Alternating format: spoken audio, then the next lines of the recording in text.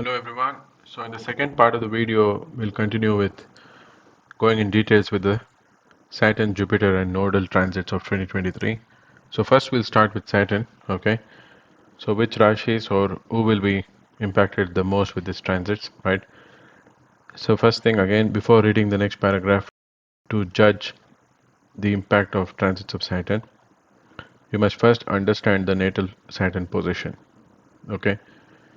Without understanding your natal Saturn placement, if you jump into judging the transits, you'll make mistakes. All right.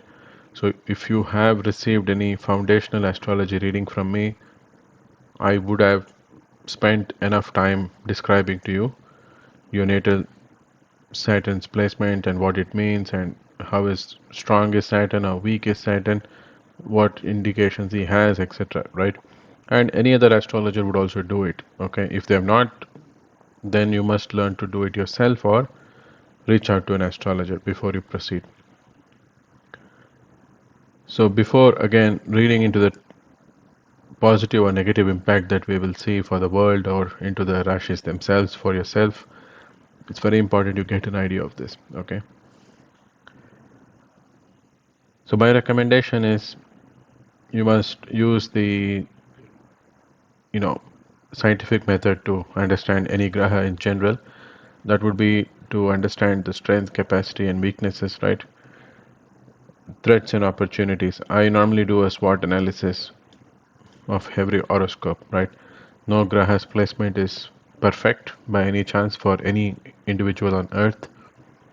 So all graha placements will have something strong about them, something weak, and something with high capacity or low capacity, and there will be scope for opportunities and threats from the outside. So how they handle those grahas is the main thing that an astrologer must communicate to the clients. Okay, so you should also learn to do that if you're a student of astrology. And like I said, you must learn to do that for all the grahas in the chart before judging anything related to the graha. Before even jumping into the prediction part, it's important you understand the fundamentals of the grahas and what it indicates and how strong they are. Right, so it's needless to say, it also applies to Jupiter, Rahu, and Ketu transits in this post. Okay, I will not repeat that again, so you must keep that in mind. In particular, judging Rahu Ketu is extremely important and extremely challenging for any or even the best astrologers out there because there will be too many influences on Rahu Ketu. Okay, so spend more time in understanding your natal Rahu Ketu placements before proceeding with transits and other techniques involving Rahu Ketu. Okay, it's extremely important you give attention to the nodes from a developmental psychology point of view as well. Okay, in your natal chart, if you have a great Saturn and you're lucky enough to run a strong dasha and bhukti, the positive influences will manifest smoothly and negative influences will not impact you severely. Okay, whereas if you have a troubled Saturn and happen to run the most difficult or challenging dasha and bhukti period, then unfortunately even the minutest of the issues will feel like a Mount Everest like problem on your back. These statements will also apply for Jupiter, Rahu, and Ketu transits in the post. Okay, this is the reason the first paragraph is extremely important. If you do not know what a strong Saturn is or a weak Saturn is in the chart, you will not know how these transits will hit you. Okay, so there is always a tendency in the astrology community to blame everything on Saturn, Rahu, and Ketu and leave out the Soumya grahas like Jupiter, Venus, Mercury as if they will not impact or give you negative results. Okay, so with so many years of experience, I can definitely tell you I've seen some of the nastiest events happen because of Jupiter, Mercury, and Venus's transits as well, because they are going to rule certain houses in the horoscope, right? So for Libra ascendant, Venus is the 8th house as well. Venus can, if he has to, bring some negative events for them, right? Which we were talking about Libra in the previous example, so it is possible. Same way Mercury, for Libra, Mercury rules the 12th house. He is one of the lords that can indicate losses for Libra. So you can't just say that Saturn, Rahu, Ketu are the only ones that will cause problems. Okay. In fact, if you have a strong Saturn, and in the past 2.5 to 5 years, Saturn was actually transiting in his own house of Capricorn and Aquarius.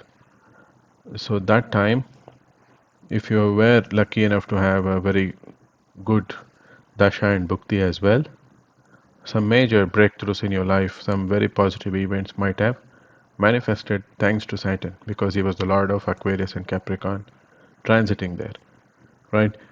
On the other hand, we saw that Jupiter was debilitated in Capricorn when the pandemic started, right? When I wrote that article, which we will get to in a bit. So Jupiter was debilitated that time when the pandemic started. So it's not one graha that will only give positive or negative, right? Jupiter particularly is known to only cause positive results, at least because he's the greatest of all benefics, but he can also trigger negative events in the chart. That's why it's important to pay attention to the foundational part of it first, right? Okay. Then in general, I want to also give this statement which I've seen from experience of an astrologer, how we see charts and what is normally manifesting in the lives of clients or friends, etc., is that 7 out of 10 times extremes do not happen of both positive or negative events. Okay, which means you do not run negative dasha and bhukti, and also you will not get the worse hits from Saturn. Okay, very rare that it happens. It can, but most often it will not. Okay, so most often the nature of these results will be mixed for most people. Okay, so it will be a mixed bag of both positive and negative results. So my recommendation would be to have a positive mindset in any circumstance of life, right? Such mindset and attitude will go a long way in dealing with any problem that one may face during those tough situations of life. So it's the attitude and personality that's going to matter at the end of the day. It's not any of these other transits or whatever that is indicated here. Okay, so that you can say is in the realm of your free will to some extent here.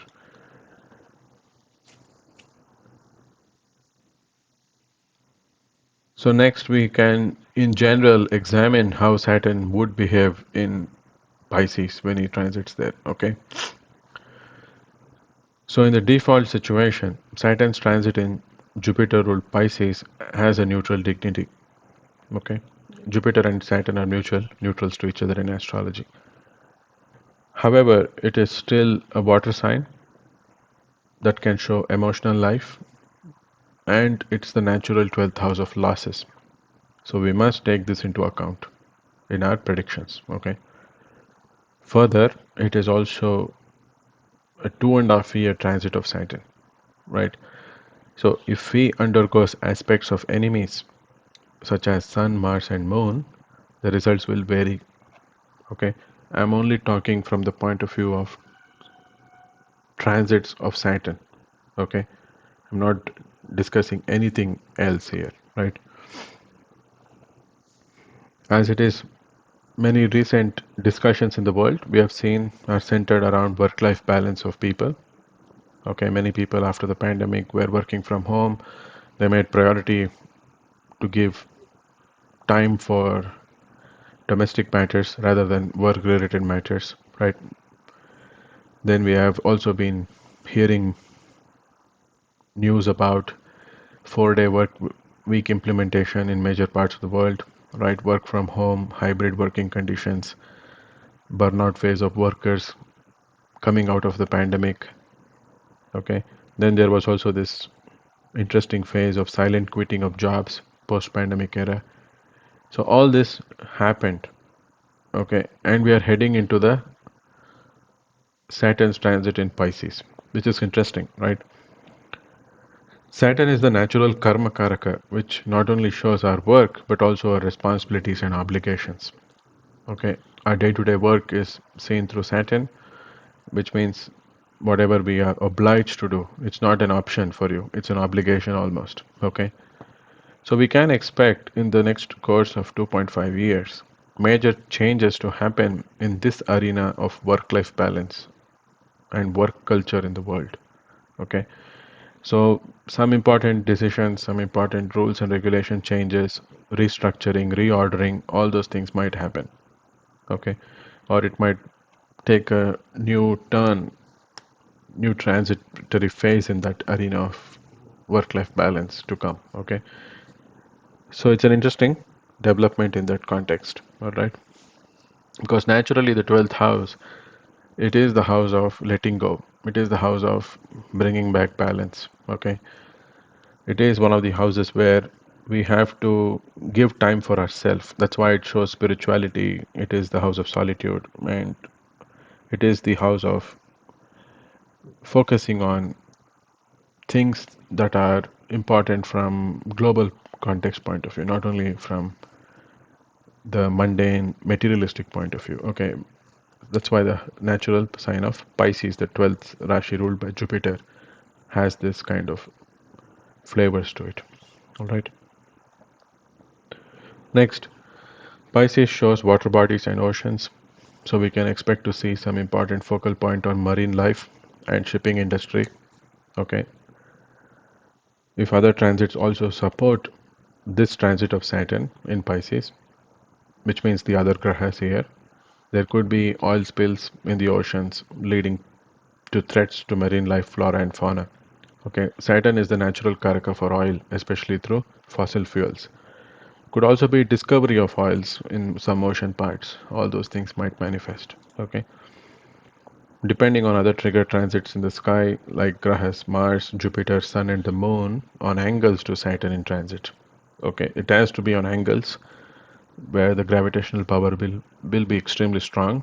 Okay, for natural calamities to happen, particularly again plus or minus 1 month of the eclipse windows, it could even trigger tsunamis and floods that are irregular in nature, okay, which we did not anticipate in different parts of the world where least expected, at the least expected time, it could happen. The floods and tsunamis and such. Even the droughts can happen in some parts, like you can have a really flooding situation in one part of the world, like in Asian countries, and a severe drought kind of condition in Western countries. This kind of severities would manifest. Okay, so the tsunami part, it's out of hesitation. I wrote this again. I'm not a person that likes to write such things which are a little bit negative, but unfortunately, the situation as it is, right, it's not looking so positive for the ocean bed. Okay, not because now I saw the earthquake in Turkey that I'm writing this. This article was almost written in December. I didn't have the time to record, so I'm making the recording now. But what we can see is that it's a natural ocean that is seen through Pisces. So Saturn's transit there will bring a focal point on that. So we have to see how this will be impacted. Again, interested people can look back into times when tsunamis have happened in the world and see if any other trigger transits were coinciding with this kind of Saturn's transit in Pisces or water signs of Saturn where he was. That would probably make more sense. Okay, that's a little bit of more advanced research in this arena. Again, some important big news or controversies surrounding shipment yards, okay, Marine Force or officers in the Marine, right, companies and customs offices around the world. All these controversial things could happen where unusual proportions of scams can come to the surface. Again, Saturn is the natural karma karaka, like I said, but also the natural judge. Whatever actions we have taken, we have to pay a price at some point for that. So all those will be dealt with in the arena of Pisces here. Okay. Pisces also shows places such as ashrams, temples, monasteries, including people residing in such places, like priests and monks. So we can expect to see some major focus on such places in the world, which is the spiritual arenas of the world. It is interesting for me because the Ayodhya Ram Mandir in India is set to complete construction and open to public during this transit of Saturn. Okay, so the Temple Trust of Ayodhya Ram Mandir has set a deadline of December 2023 for its completion. The construction began when Jupiter was transiting in tropical sign of Sagittarius. So, as a fun fact, when I was discussing with my friends and my family members that time, I had mentioned that that's the strongest of the positions that you can have for building temples, Jupiter transit in Sagittarius, because it is the sign of Dharma. It is the natural sign where Dharma is upheld or it is established in some sense. Okay, so Jupiter there would manifest it.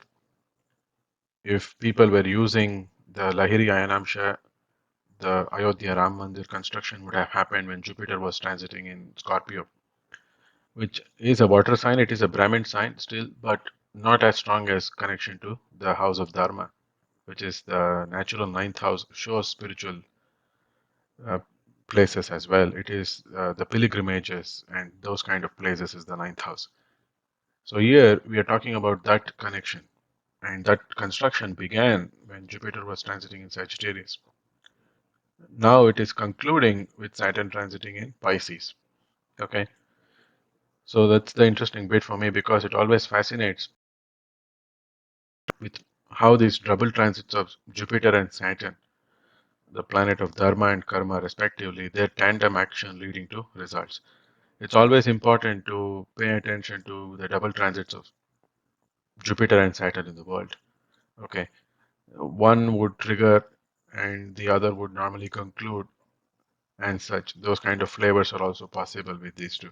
Okay, especially in the context of Dharma and Karma and the global impact on the consciousness. Again, these are the gas giants, these are the planets which are far away and the largest in the solar system. So we have a very strong impact from these two grahas in Vedic astrology point of view.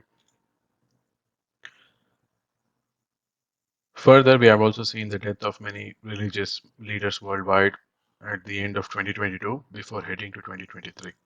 Okay, there was the death of the Pope, the former Pope. We also had some important deaths in India with respect to spiritual figures. Okay, so Saturn being the planet of death, Pisces is the last sign of the zodiac that also shows completions and nirvana and moksha. Kaivalya is seen through Pisces. Okay, so there could be many more passing away of religious leaders and politicians. All right, world leaders, activists, social workers, prominent spiritual personalities worldwide. Okay, who these people are, it is left to your research and analysis. Okay, if you see some important people in your countries that are sort of in their, you know, prime in their spiritual path, or also they are heading towards these completion phases, you will know they are on the verge of passing away to the next realm. Okay, so it's extremely important to see this kind of things. All right, in judging the rashis, what really is coming. Okay, because in other iron amshas you will not find this kind of clues. Okay, just recently we saw the passing away of the former pope. That was Aquarius, and Aquarius is a humanitarian sign. It is the sign of groups, right? It is the sign of people where some big cause or a big following will be there in Aquarius normally. Okay, and the pope is responsible for one community of people, right?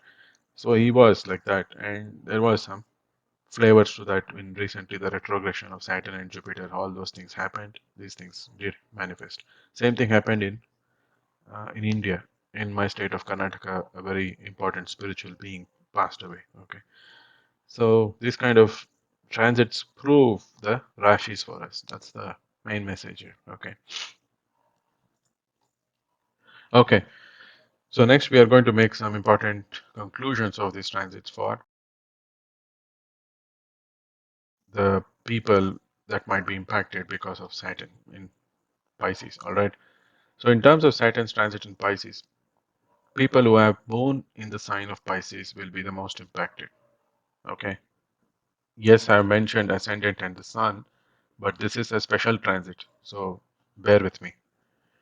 Okay. This means that you will be in the middle portion of or the peak of the Sade Sati. Okay, the 7.5 year transit of Saturn would have started by this time. All right, when Saturn was actually transiting in Aquarius, the Sade Sati started for people who had moon in Pisces. Okay, now it will go into the peak phase, which is the middle portion of the Sade Sati. Okay, so what is the Sade Sati? The Sade Sati period for any native is when Saturn is transiting in the Rashi behind the moon, in the Rashi of the moon, and the Rashi in front of the moon. Okay, a simple way of looking at it. All right. So Sade Sati period is extremely important because it is a significant psychologically and mentally distressing time in a person's life. All right. This period sets in when Saturn transits, as I mentioned, the Rashi of your moon placement, in the case, the sign of Aquarius for Pisces natives, and in the Rashi of the moon, that is Pisces in this case. And also it will last until Saturn moves into the sign of Aries for them. Okay. So this transit takes approximately 7.5 years to cross these three houses or rashis. Hence it is called Sadesati. Okay, 7.5. Saturn will be in each sign for 2.5 years approximately. The peak of this is during the time when he is actually conjunct the moon in the Rashi of the moon, which is what is happening for Pisces natives now, who have moon in the sign of Pisces. So you will feel the heavy weight, the burden of this transit. Okay. So it's extremely important for people who have moon in Pisces that you maintain your social structure and emotional structure of life. Okay. Because it would have collapsed probably in the past 2.5 years or so, or some distressing period is on the way. If you are in an unlucky dasha and bhukti, most likely it will manifest. Okay. These are important testing time frames for any native as it tends to be psychological and mentally developmental phases. All right, I should put that word mentally. So normally what I've noticed and what is also given from experiences of people in classical texts is that the deep knots of subconscious emotional baggage one has will come to the surface at this time. Okay. Hence, it can lead to long haul periods of depression, which is very common during the Sadhisati. Okay. Saturn is time itself and represents gravity. Both time and gravity are shown by Saturn. Okay. So things will seem like it is slowing down and life is not moving forward at all due to the feeling of being stuck. Things will just come to a standstill normally in this time. Okay. Many people go to astrologers, psychologists, psychiatrists during this time. Very common when people get lost due to their emotional structure collapsing, they need some help. It is the easiest thing to do is to reach out to therapists and such. Okay. Life is so difficult to psychologically understand anything on your own during this phase. Okay. It is important for you to be active in this time, social, exercise, stay positive during this period. This is the key thing that you must keep in mind during the Sade Sati. Exercise is a must. Okay. If you have a tendency to be chronically depressed, if you have a tendency to be emotionally down, if you move from extremes in your emotions, right? Or if you have a tendency to put on weight, if you have some food related disorders and such that you might be experiencing as a person before the sadhasati itself, right? Those things will get aggravated in this time, okay? And you will have a tendency to put on weight most often during the sadhasati, okay? Because everything just comes to a standstill. People just lose hope and don't pay attention to their physical health so much, okay? Physical health ailments can also aggravate during this time. So you do not want to take any unnecessary risks in this windows. Normally, anyone running in a sadhasati expected to be a bit more vigilant with their physical health. Okay. Normally, it also shows that it's a psychologically testing time. Like I said, it will never be the same after this window of time. People will come out to be on the other side in a different picture about their emotional and mental parts of life. Okay. But normally, it is for the benefit of the native, whether you like it or not, as much as painful it is, as much as difficult it can be. Even writing it, also, I would tell you that it's not easy to put this in words because of the kind of trauma and pain people can go through during this time. But still, in the long term course of the soul, this is something that a person must experience due to Saturn's impact. Okay. So, normally, if you're feeling down and need any mental or emotional support, do not hesitate to reach out to any counselors out there. It's very important. Okay. Keeping a good mental health check is extremely important in this time. Okay. It's also the right time to heal the trauma and any underlying wounds and recover in a healthy manner rather than suffering silently. Okay, it's extremely important to pay attention to this time. Right. So that is for people who have born in Pisces. Okay. Then the next set of people who will also feel the strong impact will be the people in the Sade Sati as well. Those are the people with moon in Aquarius and moon in Aries. These natives with moon in Aquarius are in the final leg of their 2.5 years of the Sade Sati. That's the third phase. Okay. This started almost 5 years ago for them. Whereas the natives with moon in Aries are in the first leg of their Sade Sati that starts now from March 7th, 2023 and will last almost 7.5 years. Okay, the whole period of Sade Sati for the moon in Aries natives has just started.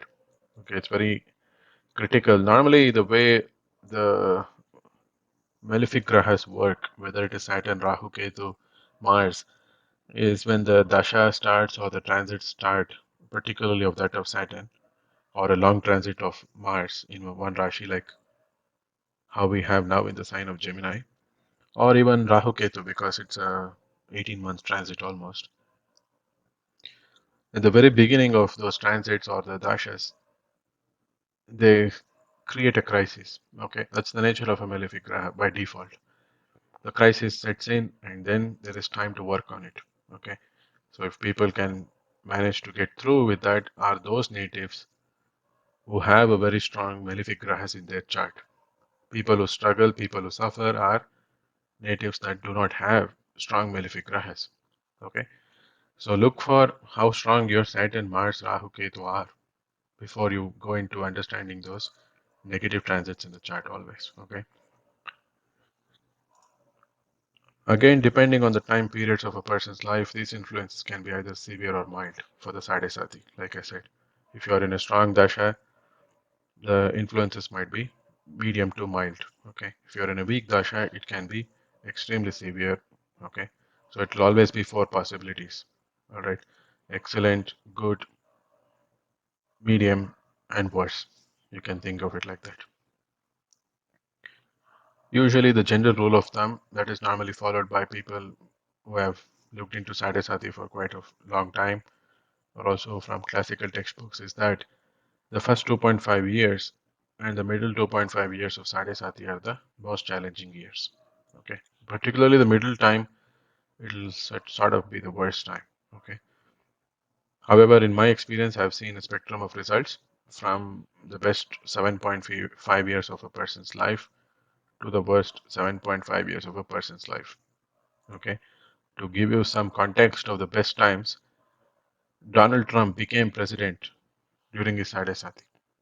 Okay, the record-setting, Olympic swimmer Michael Phelps won major gold medals during his Sadhasati. All right.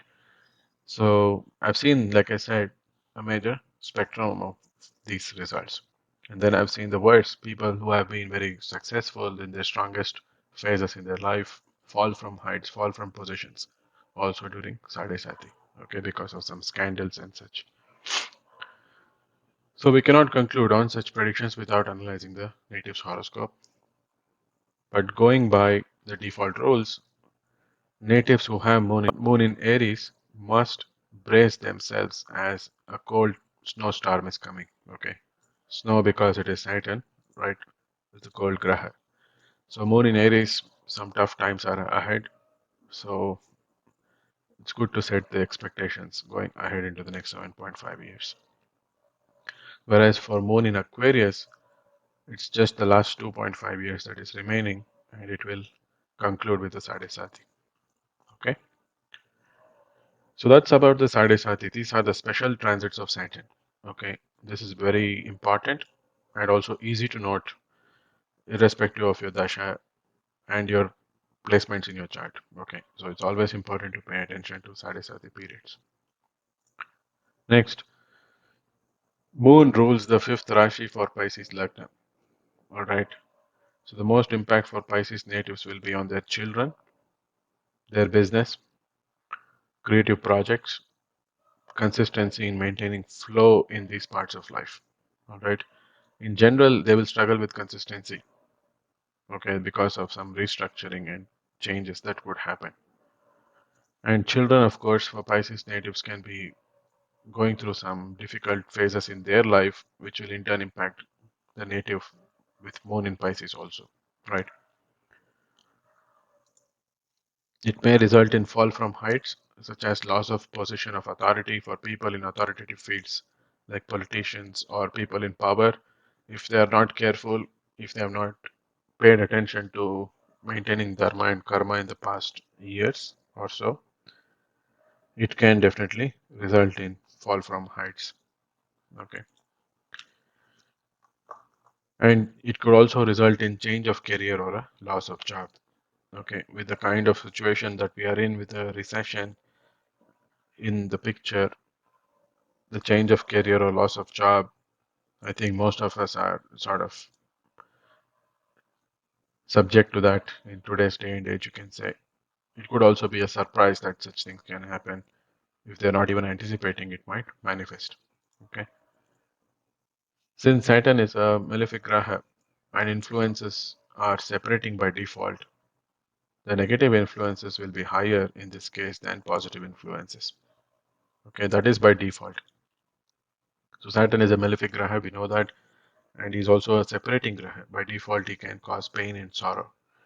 So the negative influences will be higher in this case than positive influences for moon in Pisces natives. Okay, so you must really be, or you must really hope that you are in a very strong dasha and bhukti to weather off this storm. Okay, next, there is some special attention points for Saturn's transits as well. Those are the Shashtama and Ashtama Shani transits. Okay, so this is for people who have moon in Libra. Moon in Libra natives, in this example as we were looking at, or Libra ascendant in general, right? They will have Saturn move from the fifth Rashi of Aquarius to the sixth Rashi of Pisces. Okay, so that's coming up for them. And that is also a tough one in general. This is called the Shashtama or the sixth house transit of Saturn. Okay, particularly pay attention to the moon here than the ascendant. Okay, for people who have moon in Leo, right? If you have moon in Leo in this position, Saturn would move from your seventh house to the eighth house. So Saturn would be in the eighth position from there. This is the Ashtama or the eighth transit of Saturn. Okay, eighth Rashi transit of Saturn.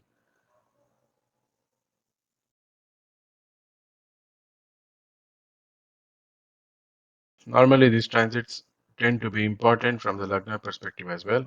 As explained, Moon shows the Manas, the mind, and is responsible for the emotional and mental well-being of a native. So the sixth and eighth transit of Saturn from the Moon are extremely challenging. Okay, natives may feel stuck, in general face enormous obstacles, trouble from enemies, and have many health issues, especially chronic in nature.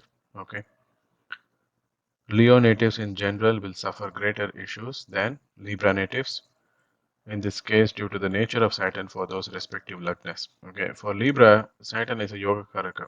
He can create Raj Yoga for them. Normally, he will not cause major disruptions if he is well positioned, but for Leo, he can cause because he's the sixth and the seventh Rashi Lord. Okay, and everyone's favorite president, Donald Trump, which I had predicted long ago, is now under severe crisis because of tax frauds, because Saturn has transited into his eighth house. All these issues started for him when Saturn was in the sign of Capricorn. Okay, and since then it was the sixth house transit, then the seventh, and then moving into the eighth. Okay, eighth is other people's money, which is the taxes, and that's where you're seeing the major upsets coming.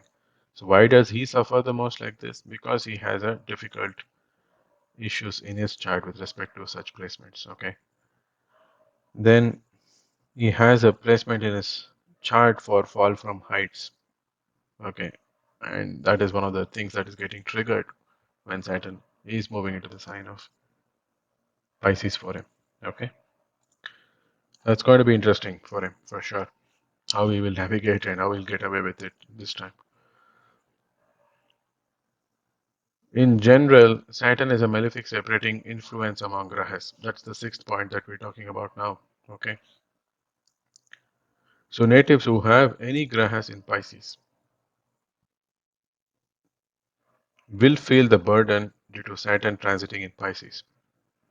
The Naisargika Sthira and Charakarakattvas indicated by those grahas will be impacted the most. Okay, so what do I mean by this? It's a bit advanced, but you must be very careful when you're looking at this. Okay, so Saturn in general is a malefic and separating influence in the chart. So imagine you have Saturn transiting over a person's moon year. Okay, in this chart, moon is in the sign of Taurus, but here, let's say it was in Pisces. Okay, of course, they will be in the Sade Sati. It's already tough for them. But then, moon was actually the Gnati Karaka in the chart. Okay, the Gnati Karaka is the sixth Jaimini Karaka in the system. Okay, and moon would be ruling the 10th house for Libra ascendant, assuming the ascendant is Libra. So Saturn can separate them from moon indications and sixth house indications. Okay, so let me repeat that. Saturn can separate them from moon indications and sixth house indications, 10th house indications. Okay, so moon is the Gnati Karaka that can also show relatives. Sixth house is relatives, especially the maternal uncle. Okay, moon is the mother. 10th house is the father. Okay, so Saturn would be stressing or creating stressors in those people's lives as well. But again, you must be very careful here, as I mentioned, because you must have confluence from different systems of astrology. One, you must have authority when you're doing that prediction. And the third point is you must have confluence from those charts as well. If you do not know how to do that, you cannot make that prediction with solid authority. Okay, so this is important, but it's a prediction for sure because the Naisargika, which I mentioned, Stirakaraka, right? That is, moon can show the mother, and the Charakaraka, moon was showing the relatives in this case would be impacted. Okay, that was the Charakarakatva of the moon.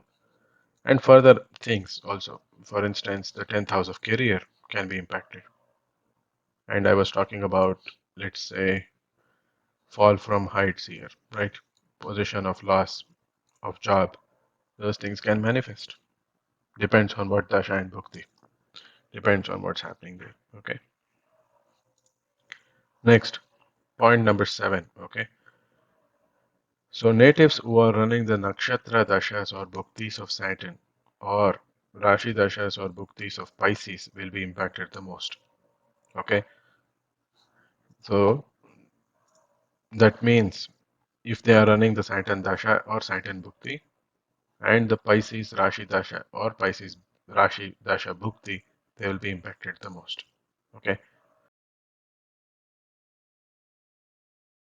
Then point number 8 would be natives who have Saturn as Lagna Lord, which is Capricorn and Aquarius natives, or Saturn as Atma Karaka, will also be impacted the most with this transit. Okay, why is that? This is by default. So if Saturn is the Lagna Lord for Aquarius and Capricorn, and if let's say in the start Saturn was also the Atma Karaka, wherever he would be transiting, he would be bringing focal influences on those rashis and house cusps. Okay. Next, point number 9, natives who have Saturn in the sign of Pisces in the natal chart. Okay, this will be your Saturn return. Depending on whether it is your first or second Saturn return, the results will vary. Okay, so imagine you had Saturn in the sign of Pisces and you were, let's say, 27 or 28 years old. That would be your first Saturn return. Saturn would be coming back to his natal position. Or you have Saturn in the sign of Pisces and you're close to 58 and 59. That would be your second Saturn return. Okay, so depending on what Lagna, what houses, how good your Saturn is, again, Dashas, what bhuktis are running, he will give some significant results and significant impact because of his return placement. Okay, so it's extremely important. Then, of course, you can also pay attention to the Rashi Dashas of Capricorn and Aquarius. People who are running the Jaimini Rashi Dasha of Capricorn and Aquarius in their chart, just like the Vimshottari Dashas, they will also be impacted with this transit. Okay, so how good that impact will be, whether it is positive, negative, mixed, and what those are for individual rashis, we will see that in the next video or so. But this is the overall way of analyzing, okay, overall way of concluding on just Saturn's transits. Okay, but my life as an astrologer is not that easy or simple because this time not only is Saturn changing signs, we also have Jupiter changing signs and Rahu Ketu changing signs. Okay, so we have to combine three of them to give the mixed influences. Okay, so we'll see what Jupiter means in the next video.